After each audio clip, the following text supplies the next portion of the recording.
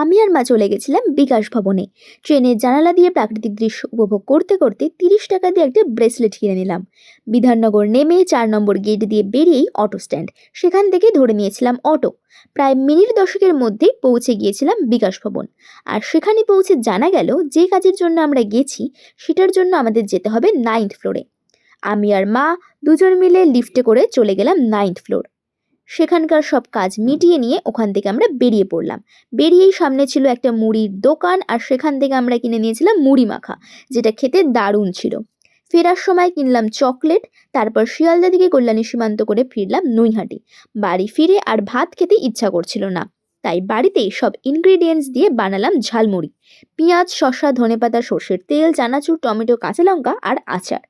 তারপর বিড়ালের সঙ্গে একটু খেলা করলাম, আর শেষে বিকালবেলায় চলে গেলাম কলেজে।